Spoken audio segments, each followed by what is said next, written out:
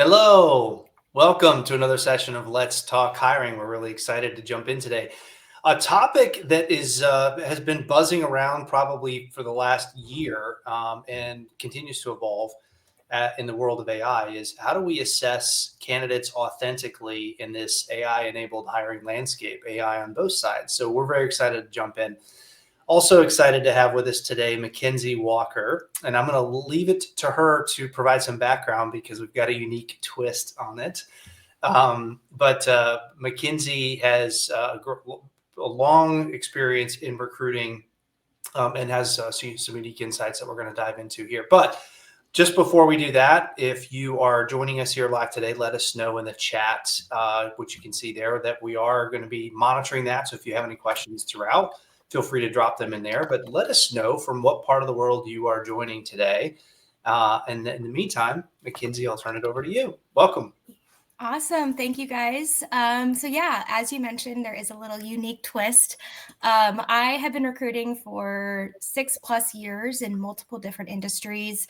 And I've recently come on to Spark Hire as an AE, and I'm super excited. So into my recruiting experience, I've been in mortgage, I've been in insurance, I've been in pharmaceutical software companies, most recently in home inspection. So kind of a little bit of everything, and been able to see the landscape really change over the last 6+ years. I think it's really been sped up in the last probably 2 to 3. But just overall, kind of when I got into the recruiting industry, it's a very different world than it is today. I'm super excited to be here. And she was kind enough to do a little bit of work with us in advance. I'm like, you know what? She would be really great as a member of this team. And somehow we convinced her to join us. So very excited to have her a member of the team. Okay, well, let's jump in. So I think that's probably one of the things we hear a lot throughout the recruiting experience. There is understandably a huge bias towards we want to keep it authentic. We want to keep it human involved, right? But at the same time, in this new world, if you will, we have candidates that are using AI to their benefit, which we all would say is a good thing to do, right? It's a tool that's out there. Let's be thoughtful about it. And let's use the tools that help us prepare, that help us, best position us. But the result has been a lot of Me Too looking candidates, a lot of similarities, a lot of homogeneity. And so how do we think through that and think about this? How do we get to an authentic place between candidate and the requirements? Yeah, I think that's a really great question. And to be honest, I've been on both sides of it. I have applied for jobs in the last 6 years, and I've been recruiting for jobs in the last 6 years, and have used AI on both sides. And I do think you find a really kind of thin line of overusing it or using it wrong, both as an applicant and as, a recruiter.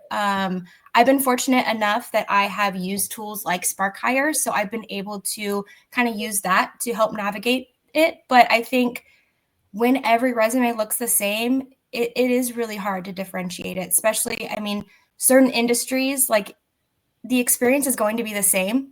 Their tenure might be different, but on resume, it's going to look the exact same, especially in regulated industries or things like that. So I think that's where things like video interviews is easily can be used to see their personality and see how they can answer questions and how they communicate.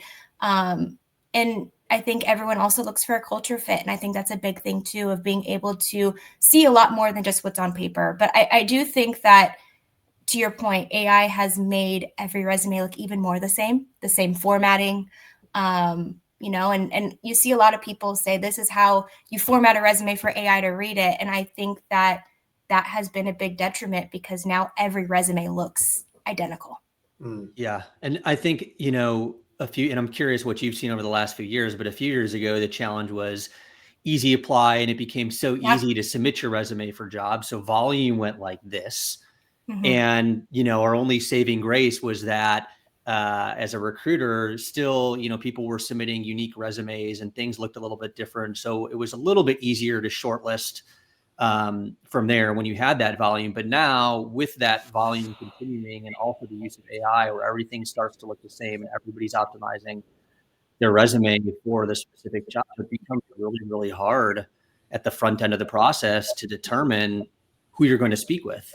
And it's not like you're faced with 5 candidates whose resumes all look very similar on paper. This might be 50 or in some cases 500. Exactly. Depending on the position, to your point, where, previous experience is all relatively equivalent.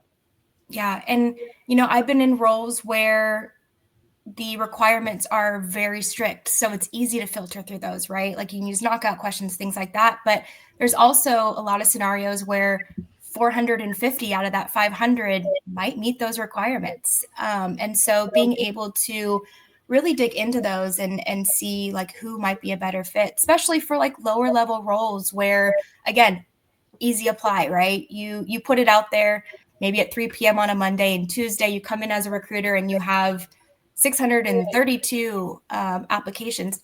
How does a team of 1 or 2 recruiters go through that? You physically, you can't do it. And so then you turn to recency bias of probably who last applied. The last 50 are going to be the ones that you get through for that day or whatever. So it's not necessarily a fair process when you go through that. And you might find your one candidate within those 50, but those other 400 were great as well. So it's really kind of, how do you manage that? How do you truly pick the better person or the more qualified fit without screening 450 people individually in that time? Or even just reading that resume, who then again looks the same when you just keep clicking to the next. Yeah. And there's really 2 sides of that challenge too. There's the fairness side to candidates, right? 400 people applied. They're all relatively in the same ballpark in terms of qualifications. Why should one get more of an opportunity than another candidate? And then on the flip side, there's the consideration of the hiring manager. As a recruiter, your goal is to serve up the most qualified candidates and give the hiring manager the best opportunity to hire the best person for their team.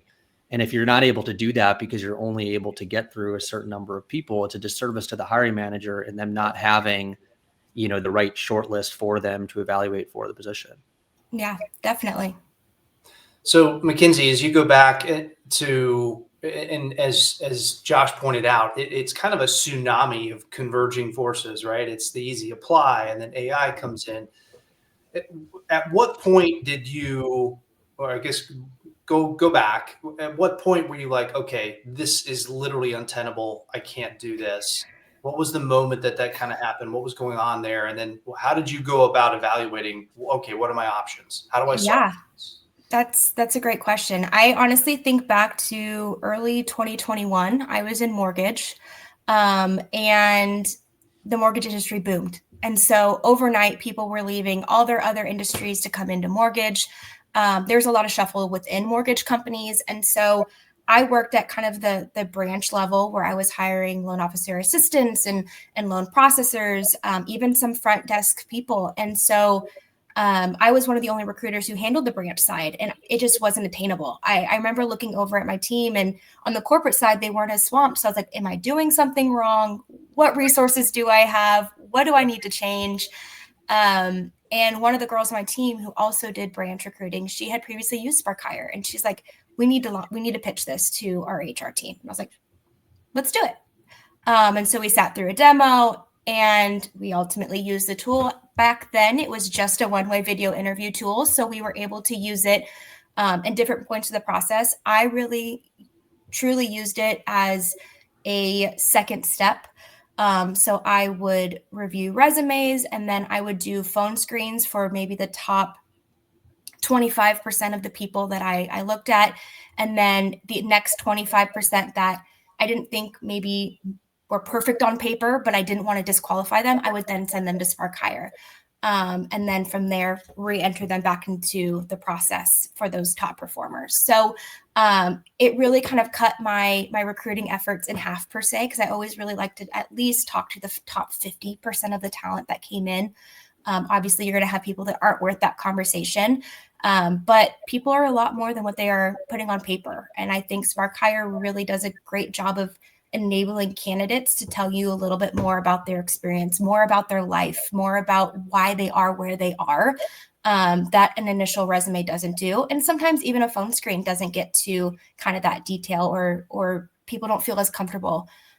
So that's where I used it. And I think that with the high volume, it really helped me just kind of tailor to who I needed to prioritize at that time.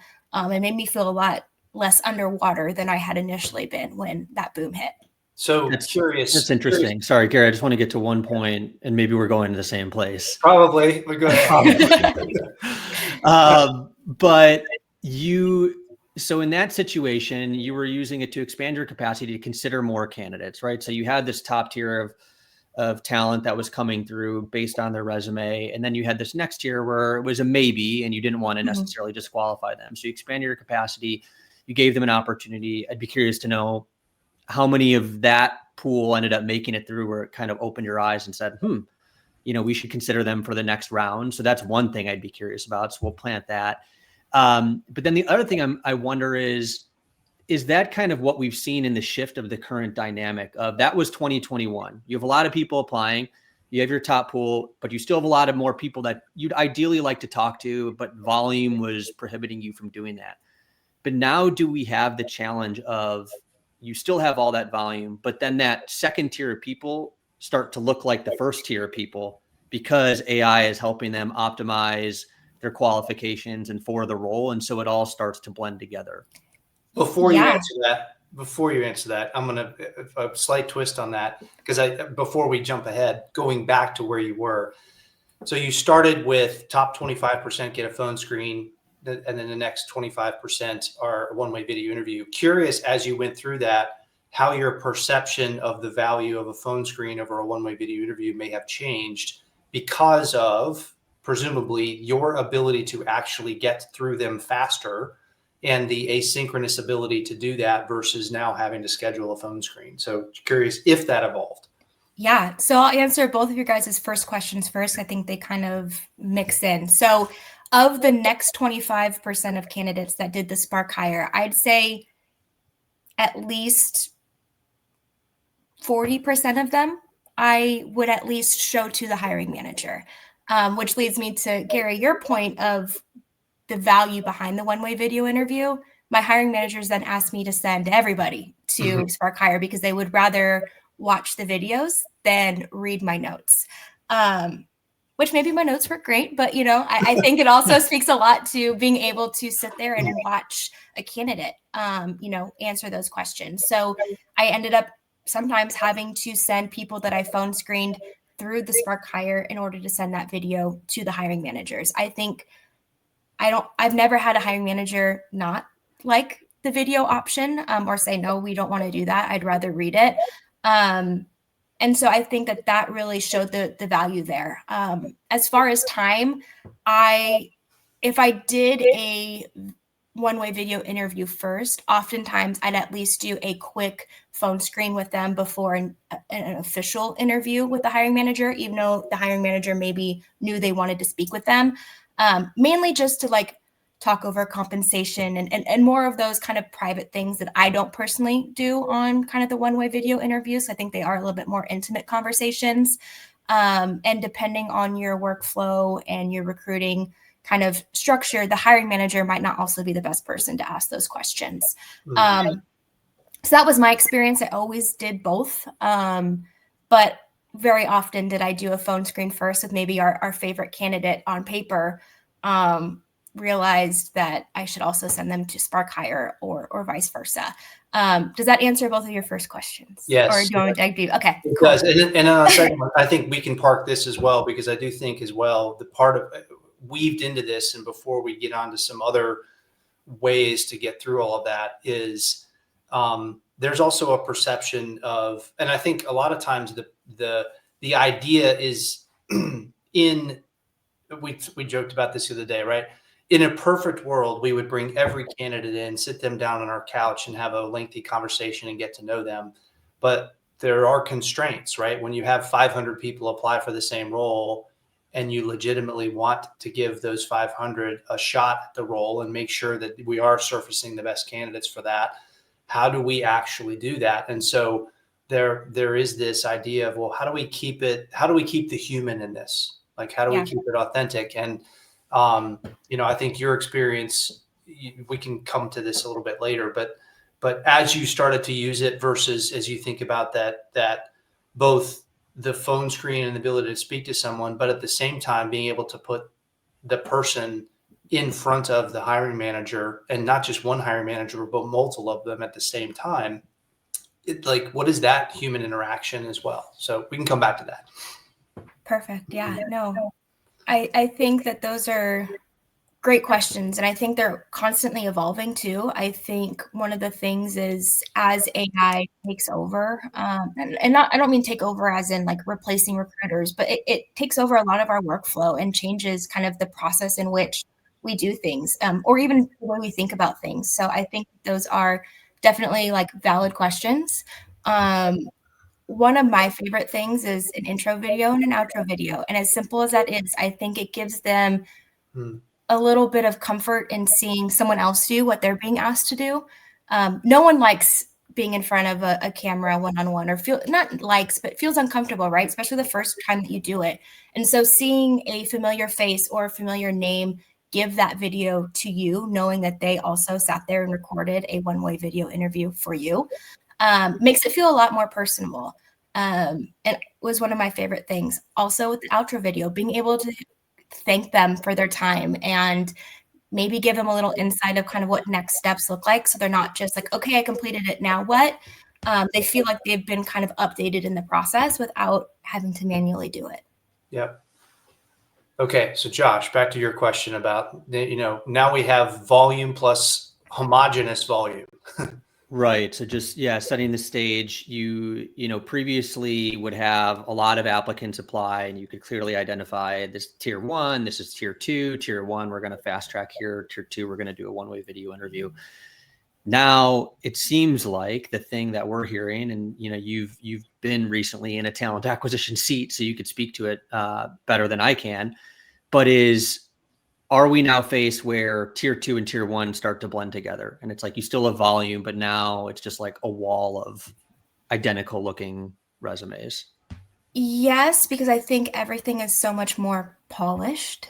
I think everyone who is applying for jobs is probably guilty of throwing their resume in some kind of a AI service and probably not even rereading what it spits back, but just relying on it for grammar issues or things like that. And 2, 3, 4 years ago, grammar issues on a resume were an automatic, not disqualification, but depending on the role, it might not have even made it through that first initial screen. Whereas now there's a lot less of that being disqualified, just because every resume most likely is relatively written well. Yeah. And polished. And so I think that's probably the biggest difference is being able to look at a resume and being like, okay, they know what they're talking about. They can articulate sentences. You can't rely on that anymore, which kind of brings back that one-way video interview. You ask them a question, they're either going to be able to articulate their answer or they're not. And you can very quickly kind of see that without having to do a full screen or watch it fully. So I think that's probably the biggest difference I saw was, yes, every resume looks the same, more so on the polished level than anything else. I also think that AI has a very common communication style that isn't natural for most people. So I think the more and more that I saw AI generated resumes, I did notice more of like who heavily relied on it versus didn't. And so I think that is slowly going to be a differentiator as well, is, how personalized. It's almost like we used to think a resume was over personalized and it was a bad thing. Whereas now I think it's going to slowly change to a more personalized resume or one that maybe has color or things like that do truly stand out more than a perfectly designed resume. I was going to ask you that. Both, polish is one thing, but also just actual formatting, where you're starting to see everybody's got their little introductory paragraph, and then even the structure, the layout, all of it. You're seeing that the fonts are the same. Yeah. Yeah, and I think, look, as we said in the beginning, it is a good thing for candidates, because even in the case of, if we go back to those tier 2 versus tier 1 candidates, some of those tier 2s, like you discovered through the one-way video interview process, they're actually tier 1, right? Yeah. It was just, they might've been at a disadvantage because of their resume formatting or the structure. They just didn't do a great job of adding context or the right story behind their experience in their resume. And now some of those candidates have the ability to do that, and bring more context to their resume through the use of AI. And so it blends them together. So it's not always the case of like, you're blending together this group of unqualified candidates and qualified candidates. It's in some cases, the candidates that were previously qualified but didn't do the best job of representing themselves are now in that qualified bucket.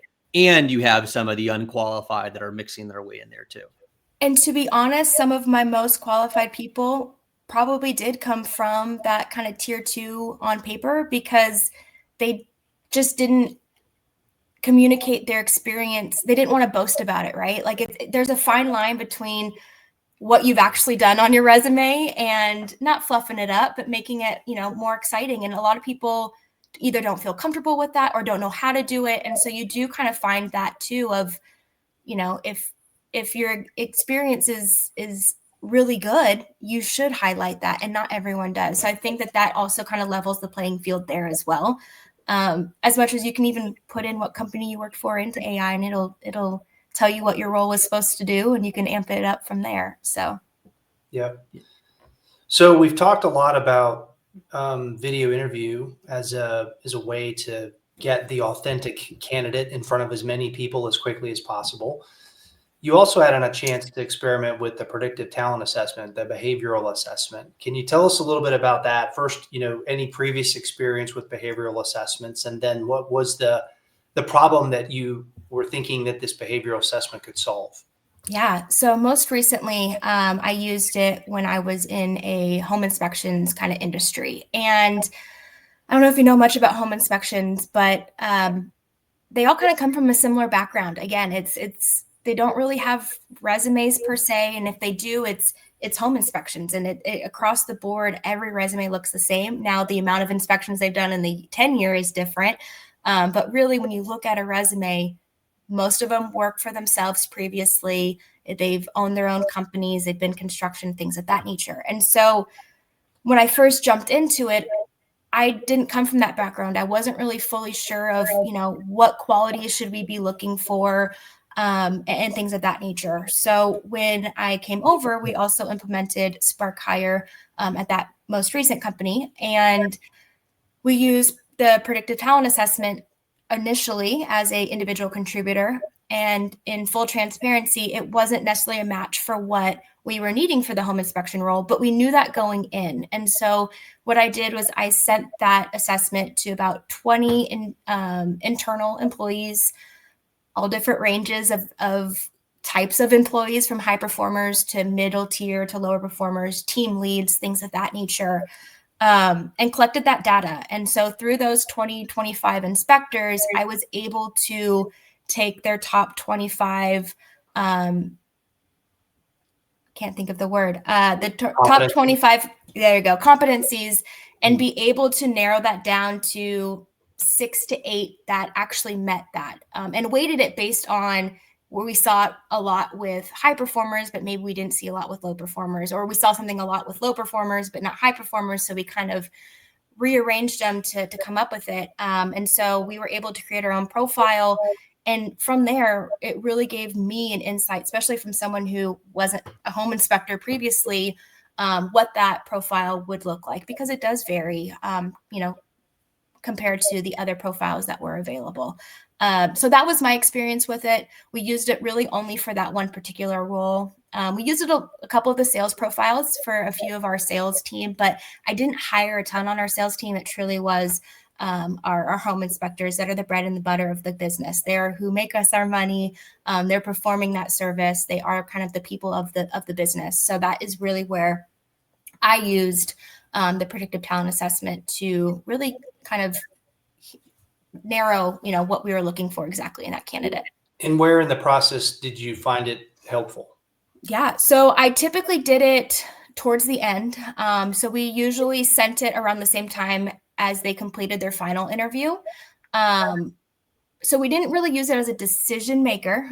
We used it more so as a confidence booster, or used it as if we knew going in this was a person we wanted to hire, but maybe they didn't fit the profile so well. We used and looked at like the coaching report more so to be able to continue to develop them in the areas that maybe they weren't as strong, or look at them to, maybe they were really good at something that had to do with training or something that had to do with that, where we knew in the future they might be a great team lead or a trainer, things of that nature. So we typically used it after the final interview. I would say, thank you so much for your time. Look out for the predictive talent assessment, complete it. And then from there, we would move into like reference check, background, offer, things of that nature. Got it. But we didn't use it as a decision maker. That's interesting though, because, and you tell me, but it sounds like, and what we hear often from a lot of hiring managers and recruiters is at the end of the hiring process, hiring managers are faced with making a decision and they want to make the right decision. They don't want to make the wrong decision. And they almost need that little reassurance of this person is the right fit, because they're the ones ultimately making the decision. And there's been the recruiter and whoever else involved in the hiring process. But at the end of the day, everybody's looking at the hiring manager to make the decision. Was that like the catalyst? Like you mentioned it as a confidence booster. Was that ultimately a catalyst for using this data-backed assessment to help them feel confident in their decision? Definitely. I think that especially hiring managers, they feel the pressure of like, well, if I have high turnover or things of this nature, it comes back at me, right?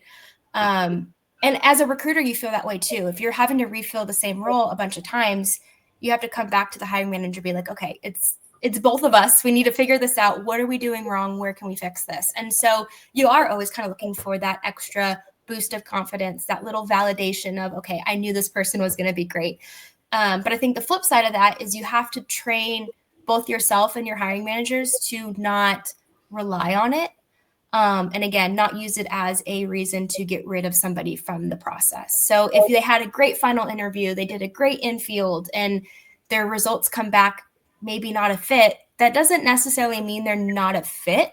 It just means that they need maybe some additional training in certain areas, or you kind of change their role to match where their strengths are. Maybe they, again, go down into training and leadership. Maybe they aren't super comfortable, people facing. So maybe in a year or two, we work on that with internal, and then you kind of move them into a different role that is just as beneficial. So I think that as long as you don't use it as a true, like, this person's out, I think it is really, really helpful for a hiring manager to feel confident. Yeah, it's interesting. Sorry, go ahead. I was going to say that just the point that you made, which is when you go through a hiring process, rarely do you end up with 2 or 3 candidates that all look the same and you just flip a coin, and right. It's like they all have 80% of what you need, 85% of what your ideal candidate profile looks like. But the 85% is all a little bit different. And so there's pros and cons to every choice that you have. And I can see then the way you describe it with the predictive talent assessment is it helps you assess if there will be areas where everybody needs to develop, right? We all have them forever. And but it'll help the hiring manager understand which talent that needs developed, or which behavior or trait that needs developed are we best to help with, and which ones aren't we? And that becomes then a fit relationship, which is best for both, right? Yeah. If there's something that you need to develop in the role and we're just not equipped as a company, or even me as a hiring manager, to help deliver that, that's really important to know for everybody, because we don't want to get, neither side wants to get 6, 9, 12 months in and realize like what part of that critical competency is just not here and I can't give it to you. Or even seeing what competencies can be taught and which ones are kind of natural, right? Yeah. I think that was a big one too, of like, if the competency came back of not a natural fit, but it's something that isn't easily taught, then maybe another candidate who has the same fit score, but the things that they need development on are things that are easy fixes, like, one-on-one trainings or things like that, then it definitely kind of gives a better view into the kind of long-term growth of both people. Yeah, and it's more a fit question than it is like a absolute on the candidate themselves, right? Yeah, Definitely. Yeah, and I think that's where I was going was, I think that's the perfect example for showing the balance of the human intervention in the hiring process versus data-backed insights versus AI versus a one-way video interview. All those things give you insights and they give you information and they give you context about a candidate. But when it comes to making that decision, there's a lot of detail, there's a lot of nuance to making that decision and thinking through, is this person a fit? And how might we be able to use this person to be successful within our organization? And I think that's really where there's the balance of whether it's automation, whether it's AI, whether it's insights from a behavioral assessment. That's where like talent acquisition, that's where hiring managers, that's where people really need to step into that void, and they have all these insights at their disposal, but it's like, okay, now what do we make of all these insights? And to Gary's point, it's not an absolute decision. It's not black and white. It's not yes, no. There's a lot of nuance to it. And I think that's the blend that people have to find in this like era that we're living in right now. And the other piece that you hit on that I can see being valuable is the coaching aspect as well, right? Having actually, before the person even starts, an idea of where we need to set that is, we all start with a 30, 60, 90-day plan as people come into a role. And a lot of times it's us predefining what that looks like with, frankly, not a lot of understanding about where the candidate's strengths and weaknesses are. And now the ability to proactively plan some of that in just gives you an ability to ramp up your new hire faster, to make them more productive, to improve fit. You think about all the benefits of that as well.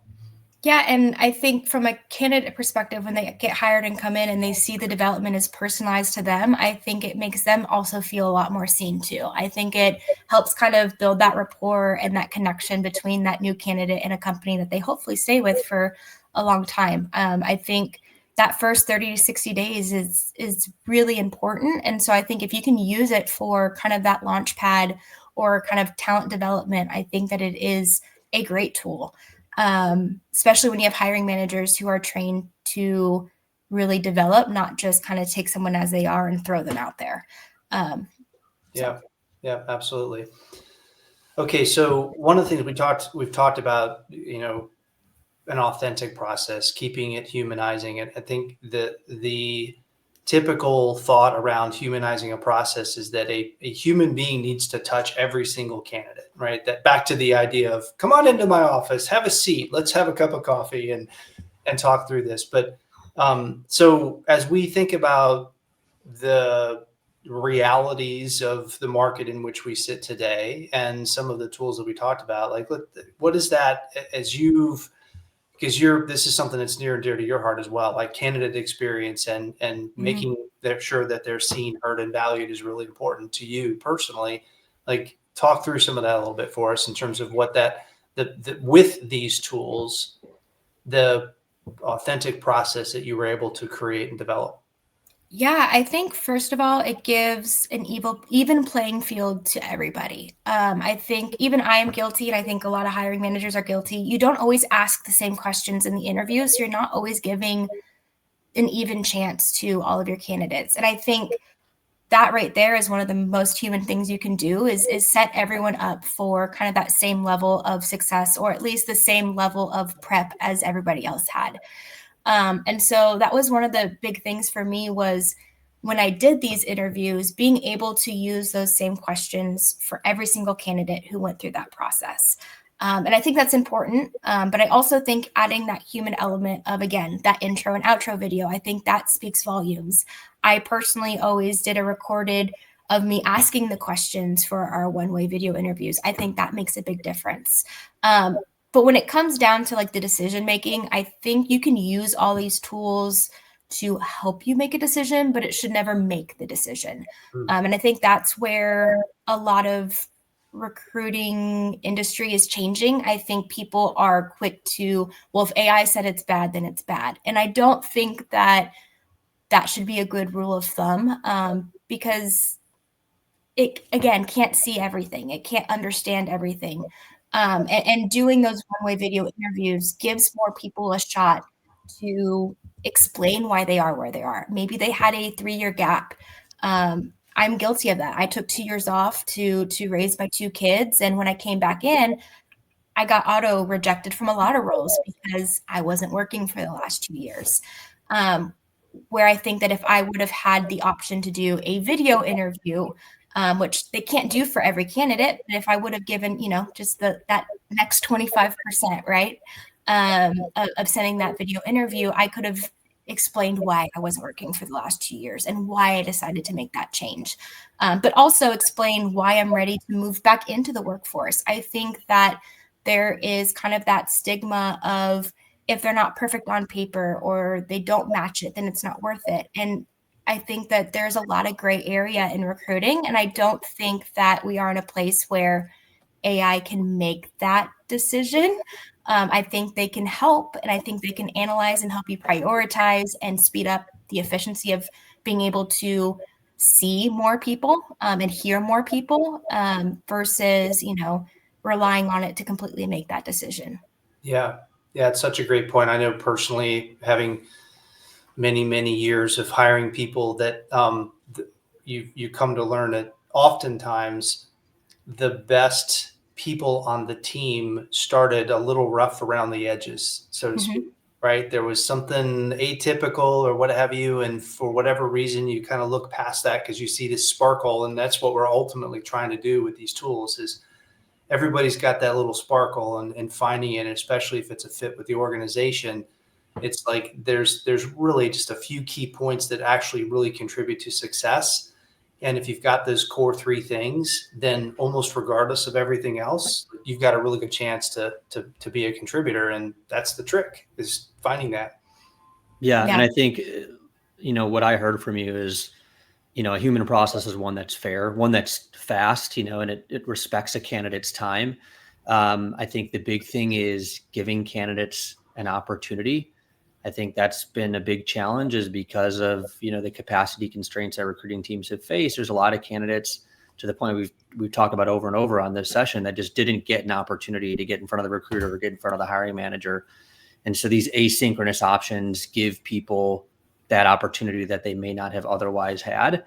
And then I think the, other part that we haven't touched on yet, but this is where I want to pivot to hear from your experience, the best practices that you implemented, is on the communication and transparency side, right? For a lot of candidates, some form of an asynchronous assessment or anything new, candidates are going to have some type of response to, or maybe make their own assumptions about. And so being in talent acquisition, you control the candidate communication, you control the transparency about the process. So how did you navigate that? Maybe thinking back to when you rolled it out first at the mortgage company, it was your first time implementing it. How did you navigate candidate communication and making sure they knew what to expect and how it fit into your process? Yeah, I think that's probably the best example, just because it was so new. I think back then I hadn't, as a recruiter, heard of one-way video interviews. So at that time, it was not just educating us on how to communicate, but also educating your candidates on what the process looks like. I think even still to this day, I explain what it is in a personal email. I don't just send them the assessment or send them the link. I always kind of rewrite the templated emails or send an email in addition to the templated email so that they, one, know it's real and not a bot. I think that's also important. In today's day and age, you don't really know what emails are correct or what aren't. So I'd always kind of give them a heads up it was coming, which is a manual step, but it's kind of that personal touch that I think makes a big difference in making them kind of feel comfortable and wanting to do the assessment. Another thing is, if they hadn't completed it with like a day left, I would reach out and say, hey, just wanted to make sure that you received it. It is legit. Let me know if you have questions. Especially back then, back then makes it seem like it was so long ago, but it feels like it is in today's recruiting. Yeah, we're definitely in dog years. Let's not. Yeah, 3 years ago, definitely. like 10 years ago. Definitely. There was technical issues, or they were nervous. They wouldn't even start it because they're like, oh, I'm not tech savvy. I don't want to do this. And I think that when you have that conversation of, you don't need an application, you just go in and do it. You can do it on a mobile device. You can do it on a laptop. You can do it at whatever time that works for you before the deadline. I think if you have those conversations with them and really just prep them on what to expect, they're a lot more open to it. Now, fast forward to today, I think it's such a common thing that it's expected. It's not kind of a shock or something that you've never done before at some point. So I think that it's a little bit easier to kind of communicate that and set them up to understand what the process is. But again, I'm going to lean on that intro and outro video. I think that those are such great ways to set the stage for the candidate to know what's coming and what to expect after. I think. Go ahead, McKenzie. Go ahead. No, go ahead. I was just going to say a little bit of a tangent, but with that, the video can be really powerful. But I think in some cases, there are some that get stuck with, well, should it be me? Should it be the hiring manager? If it's the hiring manager, how do I go get the video? Like, what worked for you? Was it predominantly you? Did you introduce hiring managers? If so, how did you get them to actually get in front of a camera and record that video? Yeah, I think it's just as awkward for hiring managers, especially in the very beginning, right? For the most part, depending on the role, like if they were applying to a generic role that didn't have a specific manager, so maybe it was a role that I had multiple branches in a certain area for, I wouldn't have it be a hiring manager just in case that wasn't the hiring manager that they reported to. Yeah. So in those cases, I would do myself. If they were a specific role with a specific hiring manager, I would ask the hiring manager to do it. Oftentimes I'd even like script them like, hey, just say these things. We also had at that time we had a video kind of an about us, like a careers video. And so sometimes I'd throw that in there too. And if I didn't do that on the intro, maybe I'd throw that in the outro. So kind of a mix of everything. Some of it was a dedicated kind of culture video. Sometimes it was me. Sometimes it was a hiring manager. Most recently, it was me just because I needed to implement it fast and I knew I could depend on myself getting it done fast. So I went in and did them, especially because I was the only recruiter. I was a team of one. So I knew that everybody would know who my name was in the application process. They got an email from me, they did a call with me or what have you. I think having the person that they are going to be mainly contacting with is important to have at least maybe in that intro video or have the email come from, such like that. Yep. Yeah, that's great. I think so. I've got a statement and then a question to not totally change the subject, but go in a little bit deeper on candidate experience. So what I'm hearing from you is, and we just talked specifically about one-way video interviews, and maybe there needed to be more education a few years ago in terms of just candidate familiarity with them versus now. But I think regardless, it doesn't really matter, right? Because whether it's one-way video interviews or it's some use of an AI solution, anything that's asynchronous in the process requires some sort of explanation of what it is, why you're using it, where it fits into the process, just to give the candidate context. So that's like the transparency side of it. But then the other thing I heard you say, again, specifically for one-way video interviews, but I think it's applicable to all these different scenarios, is you picture moments to insert a human touch into the process. So even though an invite was sent to them or a reminder was sent to them from the system, there was something that you could do, even if it was in bulk from an ATS, you could send to the candidates from you, very personal, light touch, just to remind them about the deadline or tell them to keep an eye out for this. And it almost, in a process where maybe there's a lot more asynchronous things than there used to be, it's like a reminder that, hey, we're here. There's still humans involved in this process. We're reviewing your stuff. We're looking forward to hearing from you. And those little moments and where you pick your spots are often overlooked, I think, because it's such a small touch point. Like it's such a short, easy email that people are like we can live without it. But those moments, I think, matter in terms of the candidate's journey throughout this process that's very different than it was 3, 4, 5 years ago. Yeah. And I think also it's so important to not get ghosted. I think because so many companies are using similar tools, and again, that mass apply, people are applying to 50 jobs in an hour, and they might get interviews for 3 or 4 of them. And if you don't continue to keep that personal touch, you're going to kind of fall in with that kind of robotic sequence that every recruiting company might have. Yeah. So really finding ways to use that human element to differentiate yourself from the pack. You just got to show up. That's what it is. Yeah. Now, okay. So now my question where I wanted to go, just continuing on the candidate experience journey, we've talked about trying to learn and get to know candidates more authentically through the process. And we focused a lot on the application part of the process, but now let's talk about even in a one-way video interview. You know, a lot of people might have questions of, well, is a candidate going to use AI in every step of the process? And how do I know, that it's really a good answer or it's really their experience? So I guess if we just use one-way video interviews as an example, what's like a good way in terms of structuring that candidate experience or the things you ask to really extract the information you need authentically and not just end up with a bunch of like short yes or no or generic scripted responses? Yeah. So in my past, I've always relied on situational questions, or even just pulling back from their experience. Most of the time, I'm hiring for roles where they had to have experience in a similar role. So I would kind of, ask about questions that has to do with, have you ever had a time when, and explain a time when, which I guess in a way you probably could use AI. I think that's where with Spark Hire having the limited amount of takes comes into play. If you truly want to have that true authentic interview style, then you are able to kind of limit those to you get one option to answer it, and what you answer is what you would have done on a phone call or in person. Again, staying away from those yes no questions and really trying to, I think if you get them to feel comfortable through the process, they are going to talk a lot more. So I think that comes into it as well.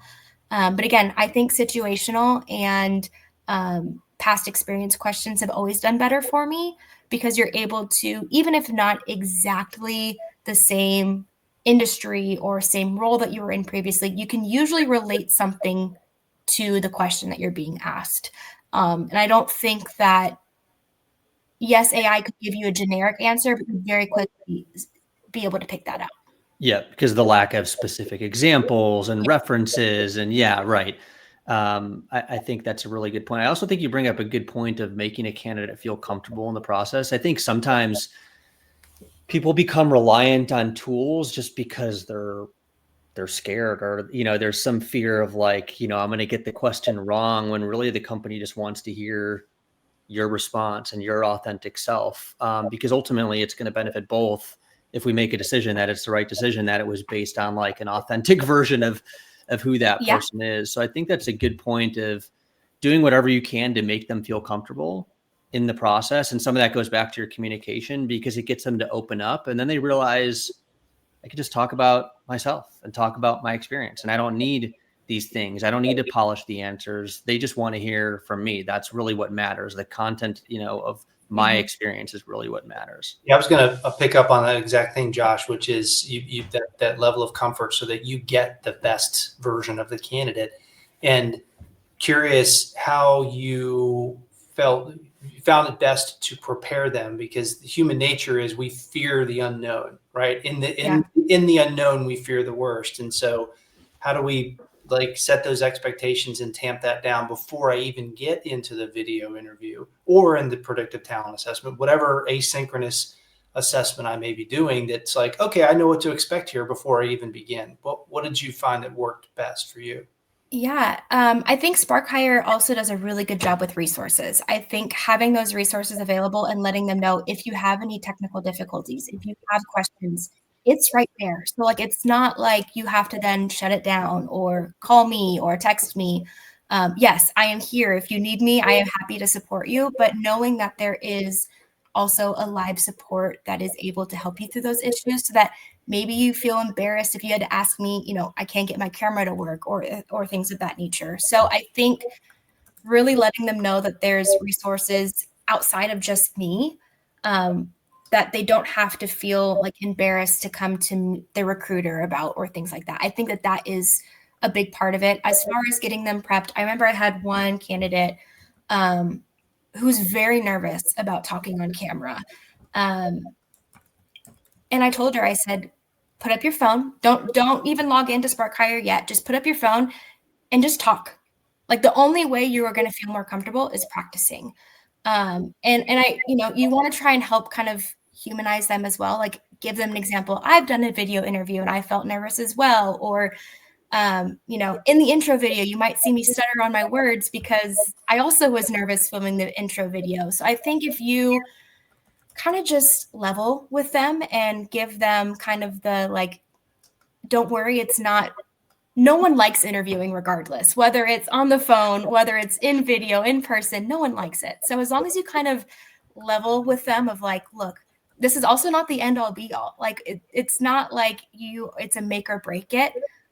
You know, some of them I would even say after, I'll set up a phone call with you and we can ask the same questions. Like, there was times where I had to double my efforts just to really kind of make them feel heard or seen. Which some recruiters might say is taboo and not to do, but you know, you really want to make sure they feel comfortable. And to be honest, a lot of those times they did the video interview, they felt more comfortable and they're like, hey, I don't need a phone screen after. Like, I think I did okay. So those are always the fun ones where they're like, I actually really enjoyed it. I had someone say that to me too, of like, hey, I've never done that before. That was really cool. I was able to do it after I picked up my kids from school when they went to bed and have quiet time. So I think that even when there's reluctancy on the candidate's part, as long as you really make them feel heard, seen, value, they come out on the other end happy that they did it that way. Yeah. Great insight.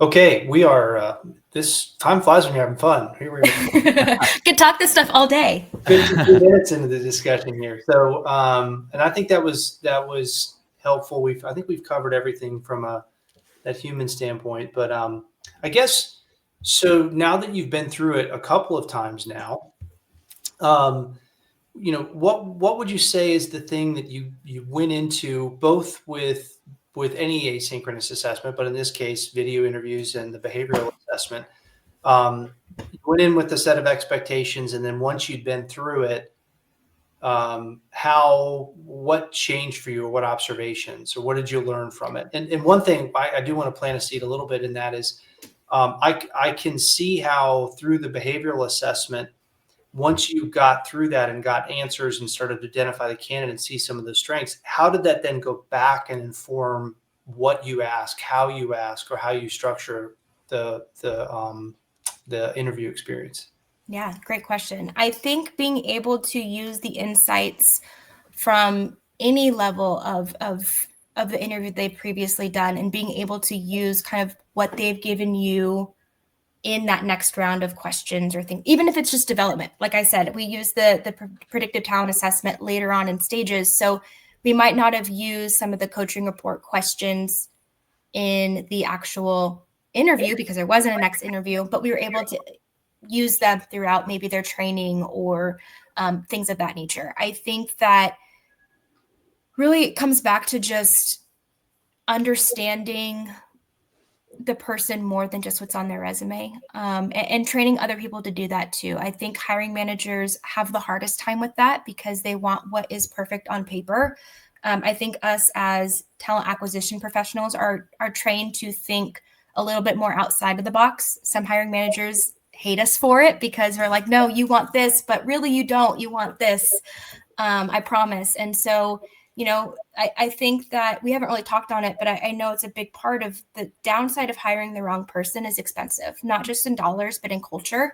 And I think that using these tools have really helped me in multiple industries and roles avoid that. Now, there's always going to be a hire that gets through that isn't the best fit, or, you know, maybe they had a whole facade through the interview process. But I think when you have multiple steps where you get insights, whether it's the predictive talent assessment or the one-way video interview, it's a lot harder for them to keep that facade through all of it. And so I think you're able to really get a better insight that way moving forward, and really kind of demonstrate that and build the hiring manager confidence that, hey, I know that, this might not be ideal to you, but based on what we know, here's why I think this might be a best fit, or this is why I think your favorite person might be a culture risk and be gone in 3-6 months. I don't know if that answers your question quite the right way, but that's a lot of kind of how I've used it and received well, it. you make such a great point, which is that I think that is a challenge, is that everybody intuitively knows that the wrong hire is unbelievably expensive, not just in dollars, but just in disruption and culture and the ability for a department or team to accomplish their goals. But it's also very, very hard to quantify, right? It's like we capture it at kind of a high level as attrition, but we can do some math on that in terms of how long people are in the seat and how much it costs to hire and things like that. But I think that it's much deeper than that. And so you made such a great point where if you can get to that even that last ounce of confidence that we're making the right decision, that it's the right fit, and not only that it's the right fit, but we actually have an idea of how we can accelerate their onboarding and their fit inside the team, why wouldn't you do that? So yeah, I think it's a great point. Okay, well, good stuff. This was awesome. Yeah. We'll spend many more hours talking about this, but really appreciate your time today. Thank you for jumping in, throwing you right on the hot seat. And all good. I did put what I'm here for. McKenzie's LinkedIn profile in the comments. We encourage you to connect with her, and obviously you can find Josh and I as well. So please do that. And thank all of you for your time today. Really appreciate it. And we'll stay tuned. We'll be sending you out the highlights here shortly. But really appreciate your time today. Have a great week. Thanks, everyone. Awesome. Bye, everybody. Bye. Thank you, everybody. Bye.